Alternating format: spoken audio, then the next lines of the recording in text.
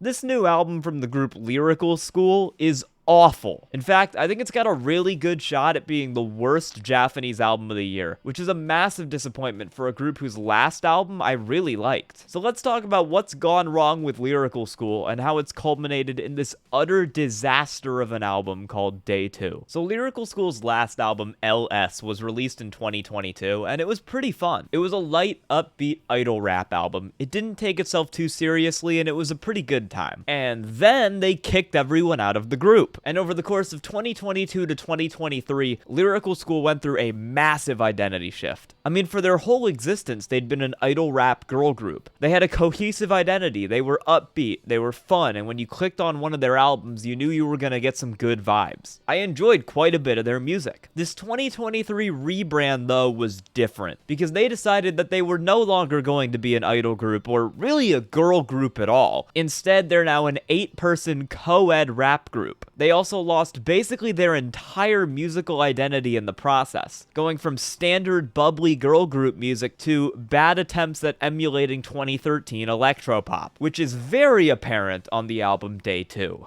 So last year they debuted this new formation for the New World EP, which I promptly crowned my 3rd worst album of the year. Not just because it was terrible, it was, but because this kind of took the legacy of the old Lyrical School and actively lit it on fire. 4 of the songs on this EP, including the titular New World, all show up on Day 2, and I will get to them because they all annoy me. But the one that was too bad to make the jump was 1 Second Awesome Summer. Have you ever heard an awful remix of a song you enjoy and just thought, wow, this is terrible? How could someone have ever thought that this remix was making it better? That's 1 Second Awesome Summer, which takes the song 1 Second Summer from their album Be Kind Rewind and runs it through a corporate meat grinder until it makes you want to bash your head into a wall. It's bad. The main thing that makes this album the train wreck that it is that this group has absolutely no musical identity. The members don't know what they're doing, the producers are all trying to hit completely different vibes from one another, and the boardroom execs behind this seem to have no real goals other than to make it popular with kids. Every person involved in this album seems to have a different view of what this album should actually be,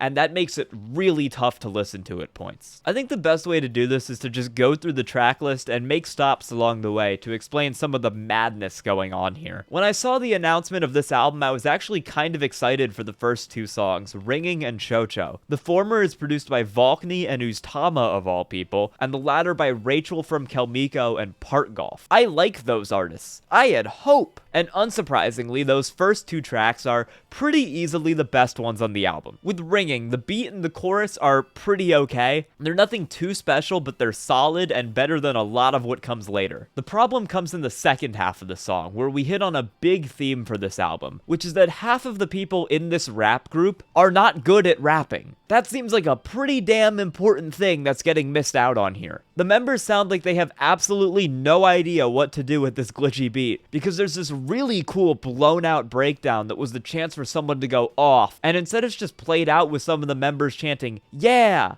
yeah, woo in the background. This had a lot of potential, and absolutely nothing happens with it. Remember when I said that this is one of the better songs on the album? Cho-Cho, though, is easily the best one, as the producers carry the song and the members of Lyrical School do just fine enough to make it good. I actually put this one on a playlist and listened to it again. It's pretty fun, it's catchy, and that's way more than I can say about any other song on this album. Next up is MADA MADA Da, which is also on the New World EP and is still bad. The beat on this one doesn't really work at all, and it's made worse by the rapping being generally very annoying. The hook is absolutely terrible, and the verses do this thing where they can't even let someone finish a bar because they're constantly swapping out vocalists, which is an effect that just does not work over what is a very below average pop rap beat. You need like a chaotic beat to make that happen, and this is not it. The 4th song is absolutely the worst song on the album. It's called Ultimate Anthem, and it's baffling to me that this is so bad because it was produced by KM, who is a good producer. He produced the entire Sick Boy album last year that I really liked. He did a song for the last Lyrical School album that was at least okay, but he's coming out on Day 2 with a song that is combining the worst parts of arena rock with the worst parts of 2013 festival EDM, and it sounds completely atrocious. But that's part of the issue with this album. We've got Valkny and Part Golf out here working somewhat close to their element with these cool glitchy beats, but then KM is out here trying to make a bad radio EDM song, which is not what he should be doing. Every producer feels like they have a different idea of what this album is actually trying to do. Some of these beats feel like they're trying to appeal to a younger, more online audience. Some of them feel like they're trying to appeal to the typical idol crowd. Some of them feel like they're trying to appeal to parties and festivals. But all of these ideas conflict with each other, to the point that the album is completely incoherent as a full body of work, because it's just random ideas smashed together with no care or thought. They took a puzzle and just cut the ends off of all the pieces and put them together randomly. It's baffling. Ultimate Anthem is genuinely hard to listen to. This is a beat that's encouraging the rappers to get aggressive, be the stars of the show. If the general idea for it wasn't so misguided, it'd be an ideal idol record beat. But again, most of the people in this group aren't good at actually rapping, so only like one of them ends up actually rising to the occasion, and the rest are stumbling over a terrible beat. And when the drop hits, it just kind of Katamari tumbles the whole song into the incinerator. It is really, really bad. House Party is another one of the songs from New World, and the only thing trying to keep it above water is the really catchy chorus melody, because the rapping is bad and the beat is really, really generic. It's produced by Reich, who just like KM can be a pretty good producer, but he absolutely phoned it in here. This sounds copy-pasted from some boring 2018 American radio pop song that I would have gotten completely sick of halfway through the first listen, just like I did with this one. Drive Me Crazy is an interesting song, I guess. It's trying to do that 80s retro synthwave sound that's had a big surge in popularity in Japan recently. It's not too weird to see Lyrical School trying this, a lot of groups have. It's interesting mostly because of how little effort actually went into this. This is the single laziest attempt at reviving this sound that I have ever heard. The hook and the chorus are both straight trash. The beat is what happens when you put 80s synthwave into one of those AI music generators. And once again, no one can really rap in this group, which only exacerbates the problems of this already struggling song. Night Walking, though, is immediately more enjoyable than the last few. It's got some 2000s boom bap type sounds, and it's pretty solidly produced. If this was given to an actually talented rapper, I could see it being pretty good. Unfortunately, the guy given primary rapping duties on this track has absolutely no idea what he's doing to an embarrassing extent. He sounds like a 12-year-old recording past his bedtime with the unnaturally deep and mumbled vocals. The girl he's duetting with is doing pretty decent at least, but this is a song with a ton of wasted potential. I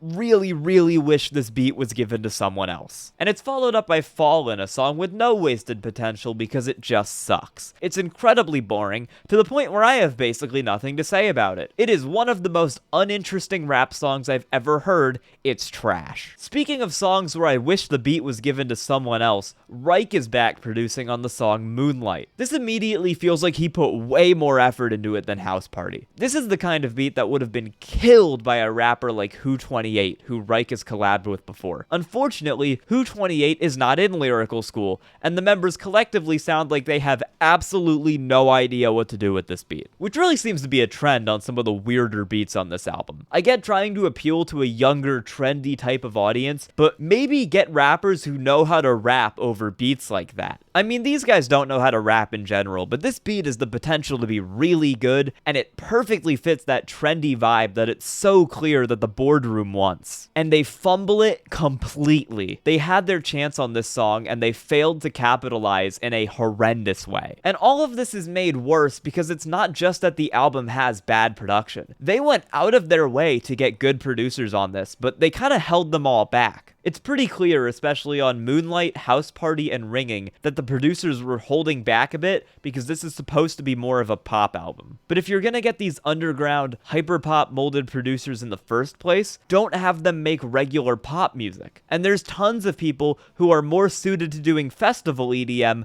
than KM. New World, the title track and closer from the EP, is also the ending of this album, and it is a blatant ripoff of Paranoid by Kanye West. It directly rips the hook and most of the chorus from that song. Because nothing says your new group group is fresh and trendy, like a 2008 Kanye song. This song is meant to introduce the group's new members, which makes me really question why half the song is a chorus. It also makes me really question why this is the last song on the album and not the first one if they're trying to introduce the people. There are a lot of issues with this outside of the blatant plagiarism. A lot of them stem from the fact that they're trying to switch through new members so fast that no one actually gets a chance to perform here. This fails not just at being an introduction song, but at being good. So that's day 2. As I said at the start of this video, this is a very strong contender for worst Japanese album of the year. This sucks. And it doesn't just suck because the music is terrible. It sucks that Lyrical School effectively got cannibalized for whatever this garbage is. You could have just started a new group, but instead you had to completely transform Lyrical School into something unrecognizable. My score for this one's gonna be a I hope all the record label execs get fired out of 10, because they deserve it with how bad this album is. Thank you for watching. I know I said I wouldn't do many new album reviews, but this is so rough that I think it warrants one. Love y'all. Thanks again for the support. Bye.